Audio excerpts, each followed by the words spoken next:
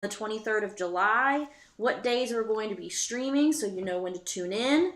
And of course, Typhlosion Throwdown, which is happening July 16th in Johnson City at the G2K Games. Okay? So, keep your eyes out for that and get your calendar so you know what's going on and when things are happening. Now, next thing is Nats recap. So, let's see who all went. We had Team Little Dudes, which is Carson, Quinlan, and Roan. We had Dalen Dockery, Xander Bennett, Kate Burns, Matt Neal, Jeremy Gross, and that was Nate Upton, Nick. Can't forget about Nate. Nick, who we've had on stream and interviewed before, he went. So we definitely had a lot of representation of Team Swagger there. 2 for VGC and the rest for TCG. Jeremy actually got his clutch invite at Nats in VGC. Nice. So we're very proud of him for accomplishing that. Matt said RNG is what killed him. So he unfortunately dropped, but he still had a great time. And then in TCG, it seemed like everybody had a really rough day, except Dalen. Oh yeah, Dalen did 64? Great. Top 64 at Nats. At Nats, so very impressed with Dalen. Absolutely. I mean, he's done some really great things this season with almost, getting second place at St. Louis Regionals. Yeah, that's huge.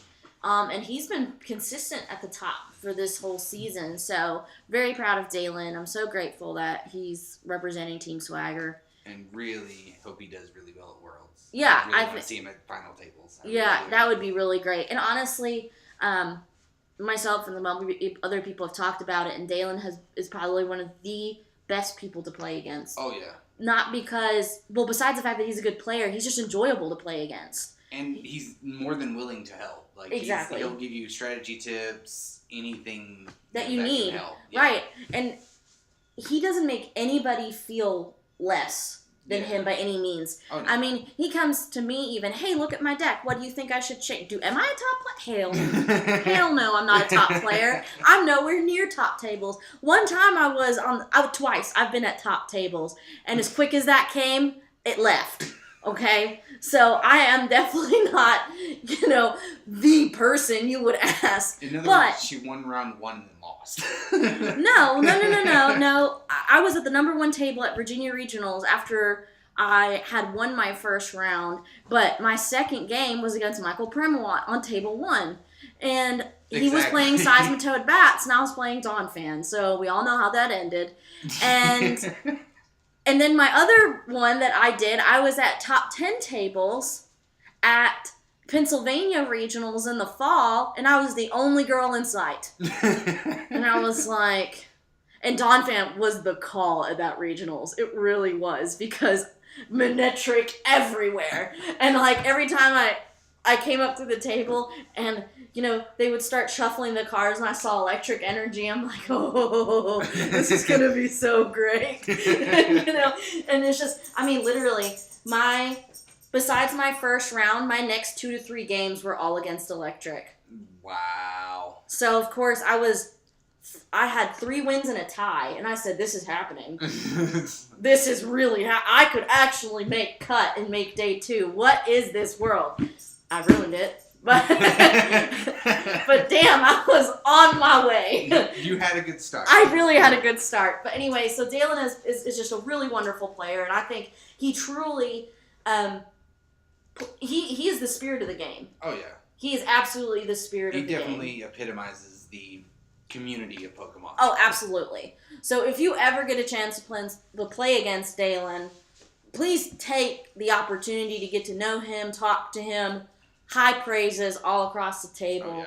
Absolutely. If Pokemon would give awards to people that just represent the game in its essence, Dalen should receive it. Oh, yeah. Absolutely. And I think a lot of the community would agree with that. Anyway, so, Seismitoad Water Box was in top 4. very strange deck, but a consistent deck. I'll say that It was, because I have played it, and it is quite consistent. It's surprising, actually. I mean, if you look at the list, it typically has Seismitoad, and Aurorus, typically. I've never seen a EX? Yeah, Aurorus EX, yeah. Oh. But not the ability one that evolves now. I've not looked at the lists, and that was one of the matches I missed. I actually watched the finals match with Giratina. Oh, and, such a good match. I don't know, man. I just don't really like Giratina as a card. It's just, I don't know. But I'm so anti, like, legendary Pokemon anyway, so I'm a hater. It's fine. But, I mean, overall, it was I really liked the cameras, so you could see people's prizes. Oh, that was super that was really cool. I really liked the fact that you could see the different tables, and it had the emblem of Pokemon on the front, and the chairs. It just looked very professional. Oh, yeah. I'm probably one of the best Pokemon streams I've ever seen. Oh yeah. You know, and they had the scrolling on the bottom, which is typical to Magic tournaments and things like that. It's just Pokemon has really stepped up their game in that department. And honestly, I think it's just because the game itself has expanded so much through so many more people joining. It's just they've been able to do that from just the number of people. And I think the way they're doing pre-releases now has a big factor as to why things are happening the way they're happening. Yeah. And why the game is expanding as much as it is. They're just making it so much easier. And leagues are popping up everywhere because everything's been streamlined in the last 2 years. You know, you can go online now, do the judge test, do the organizer test, and be done.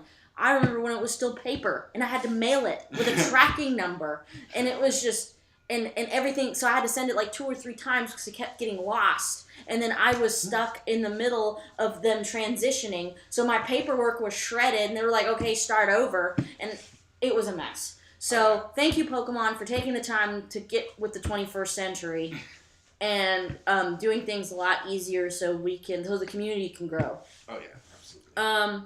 I heard the Pokemon Center was there. Yeah. So a lot of cool stuff to buy, a lot of merch, a lot of side events.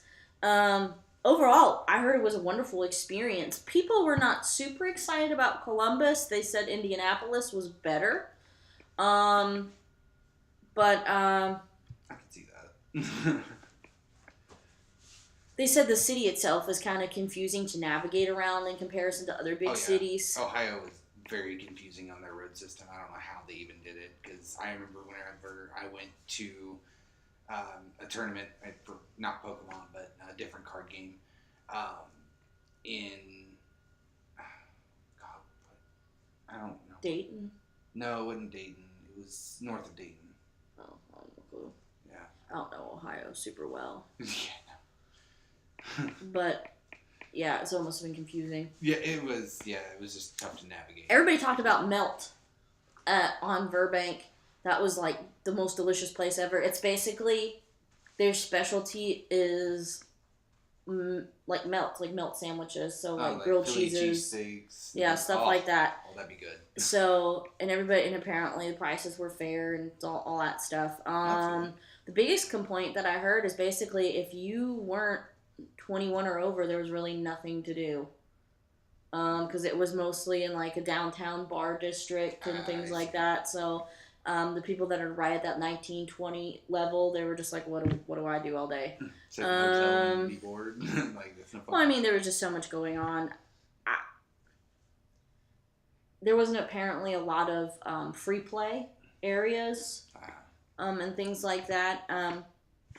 I mean, we would love to hear anything that you have to say for Nats, the good, the bad, the ugly. We want to know about it because I'm just pulling stuff from what people have told me, what our members have told me from the experience. Mm-hmm. So overall, though, great stream. The VGC, I mean, they had separate streams for VGC and TCG, which I thought was really great because it gave both you could pick what you wanted to watch. Yeah. VGC people weren't stuck watching TCG, and TCG wasn't stuck watching VGC if they didn't want to watch it. Exactly. And then same with Pokken. Pokken had its own stream, which I didn't have a chance to watch at all, which is too bad because I really would have loved to. But just to see what it's like. Just I haven't even seen gameplay yet. So really, it's not. Legit. Some people say that haven't really enjoyed it, which is kind of sad. But others really like it. I guess it just depends. I mean, if you're somebody that really enjoys like things like Tekken and blah blah blah, then you're gonna really like Pokemon Go.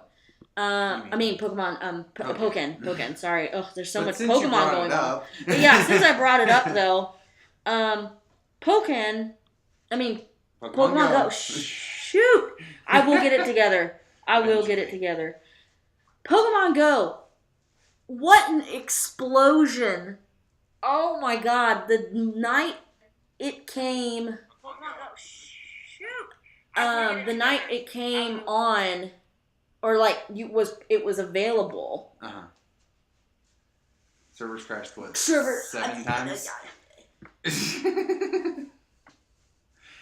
App stores around the world exploded. I don't know how else to say it. Basically, they had over 11 million more downloads than they initially anticipated on release. So they were a little bit overwhelmed with the number of people that were playing Pokemon Go. Oh yeah, for sure. I was actually surprised at how many people at work that I had no clue liked Pokemon were playing Pokemon Go at work. Well, the thing is, here's the thing, and this is going to sound really uppity and probably really, really rude of me. Of course. Okay? But I think what's happening is people are playing it because they maybe watched only the cartoon, and they liked it enough. They were like, nostalgia is a drug. That it is. And this is what's happening. That people are now playing games like, oh, I remember the cartoon. I watched it in the mornings or after I got home from school, and I liked it. But it was not really anything they ever followed. It's not something they continue to do in their adulthood the way we do or the rest of the Pokemon community. I mean, we welcome those people. Welcome to our community.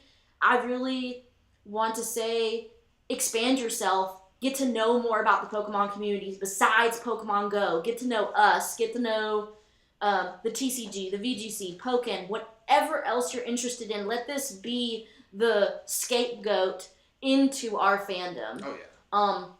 We welcome you all with open arms.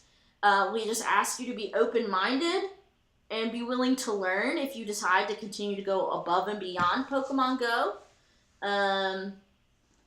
But for now, I'm excited that there's this growing thing, and maybe this is a great...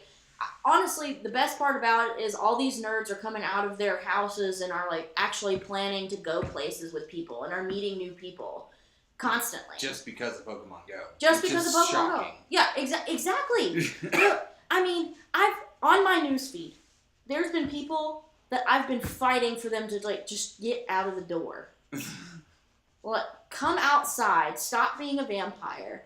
And all over the newsfeed, I suddenly see, I went to the park today. I went for a walk. I did this. And I'm just like, this is amazing.